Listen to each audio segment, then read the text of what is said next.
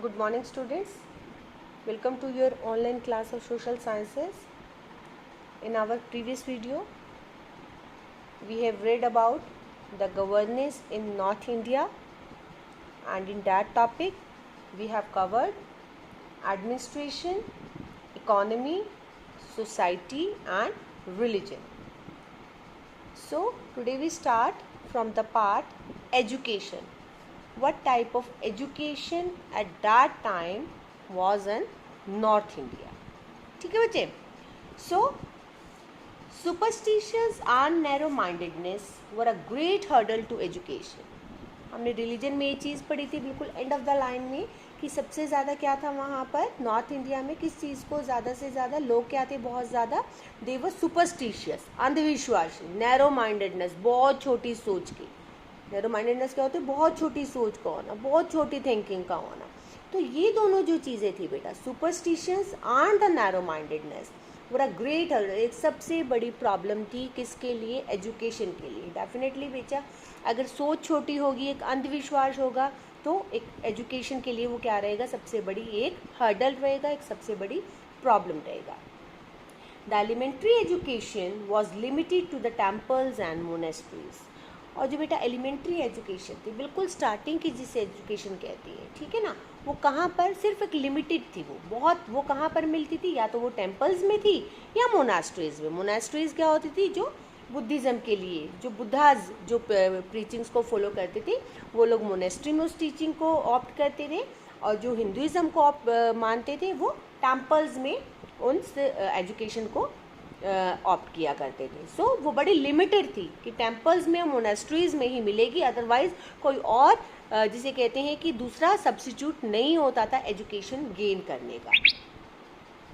The universities of Nalanda and Vikramshila located in Bihar became important centers of higher education. फिर बेटा इसके बाद जो यूनिवर्सिटीज़ थी, यूनिवर्सिटीज़ ऑफ नालंदा, ये आपकी पिक में भी बड़ा क्लियरली शो हो रहा है, एंड विक्रमशिला, ये कहाँ पर लोकेटेड थी? दोनों की दोनों ये बिहार में थी, और ये बहुत इम्पॉर्टेंट सेंटर्स थी एक हायर एजुकेशन के लिए.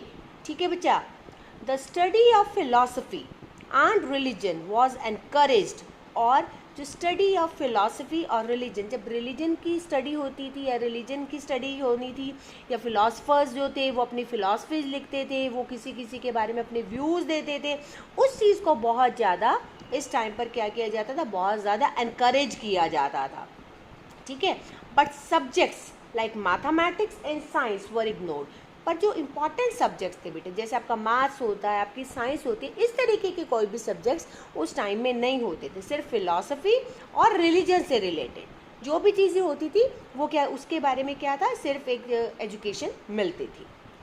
The regional languages like Marathi, Gujarati and Bengali developed as they were the languages in which the bhakti saints preached and composed songs. अब जो बेटा कुछ रीजनल लैंग्वेजेस थे, रीजनल लैंग्वेजेस क्या होती है? जो अलग अलग रीजन की लैंग्वेजेस होती हैं, चाहे वो आपकी मराठी थी, आपकी गुजराती थी, बंगाली थी, ये बहुत ज़्यादा क्यों डेवलप्ड हुई? As they were the languages in the Bhakti saints. और इसी में ही क्या किया, जो हमारे भक्ति सेंट्स थे बेटा, they preached and compose the song. इन्होंने अपने इन्हीं लैंग्वेजेस में अपने सॉन्ग्स को और अपनी भक्ति की प्रीचिंग्स को क्या किया? बताया. ठीक है बच्चे. But Sanskrit enjoyed a place of prominence. But जो बहुत प्रोमिनेंट लैंग्वेज थी at that time, that language was this Sanskrit. मतलब जिसका एक बहुत ही, जिसे कहते हैं, हाईएस्ट पोजीशन पे थी जो लैंग्वेज उस टाइम में. Pali and Prakrit languages were used for writing books on Buddhism and Jainism. Sanskrit के साथ साथ बेटा पाली और प्राकृत भी जो लैंग्वेजेस थी वो भी बहुत ज़्यादा प्रोमिनेंट थी, और इन्हीं में ही जो बुद्धिज़्म की और जैनिज्म की जो बुक्स होती थी, इनको क्या किया जाता था बेटा? रोट डाउन किया जाता था. So this is all about your education one. Your next topic is art and architecture. किस तरीके की आर्ट और किस तरीके की बिल्डिंग्स, किस तरीके का आर्किटेक्चर था उस टाइम में नॉर्थ इंडिया में. ठीक है जी. The examples of the painting of the north India can be found in the form of murals in palaces, caves and temples। अब इस चीज़ का एग्जाम्पल कि किस तरीके की वहाँ पर आर्ट थी, किस तरीके की वहाँ पे बिल्डिंग्स की, किस तरीके के वहाँ पे स्कल्पचर्स होते थे बेटा, ये किस तरीके से पता चलता है हमें। वहाँ पे जो पैलेसेस थे, जो केव्स होते थे, जो टेम्पल्स होते थे, जो पेंटिंग्स लगी होती थी, उससे हमें पता चलता है कि किस तरीके का आर्ट और आर्किटेक्चर नॉर्थ इंडिया में मिलता था। The Jain monks and the painters of Bengal developed the art of miniature paintings। अब जो जैन मॉन्क्स थे, जो जैनिज्म को फॉलो करते थे, हम कहते हैं ना जैन मॉन्क्स, भिक्षु लोग जिसको कहते थे, ठीक है ना, और कुछ पेंटर्स थे बंगाल के, उन्होंने किस तरीके की पेंटिंग को सबसे ज़्यादा इम्प्लीमेंट किया, मिनिएचर पेंटिंग्स, बहुत छोटी मिनिएचर पेंटिंग्स होती है, small pictures drawn to illustrate book, जो छोटी छोटी पिक्चर्स आपकी बुक में लगा देते हैं ना, उसको कहते हैं मिनिएचर पेंटिंग। इस तरीके की पेंटिंग्स को क्या किया, डेवलप किया, इन्वेंट किया और इम्प्लीमेंट किया, ठीक है बच्चे।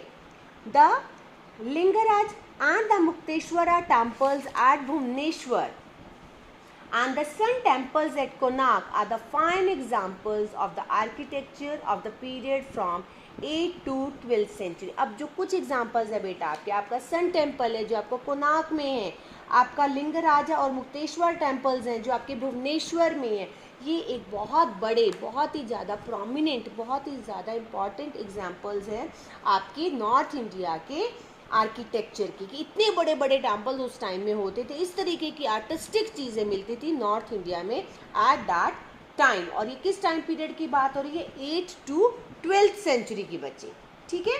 अब आपका जो लास्ट टॉपिक है of this chapter is the trade. Trade क्या होता है, व्यापार, जब हम एक कंट्री दूसरे कंट्री के साथ जब ट्रेडिंग सिस्टम बढ़ाता अपना। India develop trade relations with the countries of the east, south east, west and the central Asia and the European countries. अब इंडिया ने क्या किया, धीरे धीरे अपने ट्रेड को क्या करना शुरू कर दिया, एक्सपेंड करना शुरू कर दिया। और किन किन कंट्रीज़ के साथ शुरू किया, वो ईस्ट के कंट्रीज़ थे बच्चा, साउथ ईस्ट के थे, वेस्ट के थे, सेंट्रल एशिया के थे, और बहुत सारे हमारे जो यूरोप के कंट्रीज़ थे, इंडिया ने उनके साथ अपने ट्रेड को क्या कर दिया, डेवलप किया, शुरू कर दिया, स्टार्ट किया। This brought Indians into close contact with the developments in the other countries। अब बेटा जब नो डाउट जब ट्रेड होगा तो डेफिनेटली क्या होगा, हमारे दूसरे कंट्रीज़ के साथ रिलेशंस होंगे तो क्या होगा, हमारा कॉन्टैक्ट अच्छा होगा उनके साथ, हमारे कल्चर, हमारा रिलेशन बहुत ज़्यादा स्ट्रॉन्ग हो जाएगा, और इससे क्या होगी, हमारी कंट्री की बहुत ज़्यादा ग्रोथ होगी। So this brought Indians into a close contact with the development in the other countries। अब इससे क्या हुआ कि इंडिया की जो एक नेम एंड फेम है वो अपने कंट्री में नहीं बल्कि जो अदर कंट्रीज थे वहाँ पर भी क्या होने लग गई, स्प्रेड होनी शुरू हो गई। The common features in the political, social and cultural life in different parts brought the people of India closer। अब बेटा बहुत कॉमन फीचर्स होते थे, जैसे आपके पॉलिटिकली स्फीयर में, आपके गवर्नमेंट के स्फीयर्स में, आपके सोसाइटी के स्फीयर्स में, आपके कल्चर को लेकर जो डिफरेंट पार्ट्स में होते थे, अलग अलग पार्ट्स में होते थे जो इंडिया की, इसने क्या किया, इतने डिफ्रेंसिएशन के बाद भी, इतने डाइवर्सिटी के बाद भी, ये जो कॉमन फीचर्स थे हमारे पॉलिटिकली, सोशली, कल्चरली, जो अलग अलग पार्ट्स में होकर भी लेकिन एक कॉमन थे सबके, कोई किसी भी पार्ट में रहे, दिवाली सभी मनाते हैं, ठीक है ना, साड़ी सभी पहनते हैं, हमारे कॉमन कल्चरल एथिक्स है। इससे क्या होता था बेटा कि इंडियंस क्या हुए, क्लोजर, बहुत पास आने लग गए, बहुत क्लोज आने लग गए। Later on this prove to be a great boon for the Afghan, Turkish and the Mughal rulers to establish their rule in India. और इसी चीज़ों से बेटा जब ट्रेड हम दूसरे कंट्रीज़ के साथ करने लग गए तो डेफिनेटली अगर हम दूसरे कंट्रीज़ में जा रहे हैं तो दूसरे कंट्रीज़ के लोग भी हमारे कंट्री में आएंगे।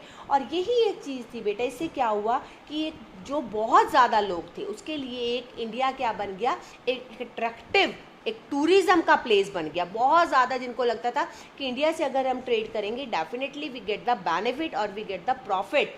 तो इससे क्या हुआ बेटा, जो अफ़गान थे, टर्किश थे और मुग़ल रूलर्स थे, उन्होंने अपने रूल को इंडिया में इस्टेब्लिश किया थ्रू दिस ट्रेड। क्यों? क्योंकि वो यहाँ पर आए as for a trade purposes और वो यहीं पर ही आकर उन्होंने बहुत टाइम तक इंडिया पर रूल आउट भी किया था, नॉर्थ इंडिया पर। So this is all about your chapter बच्चे। So thank you. Have a nice day.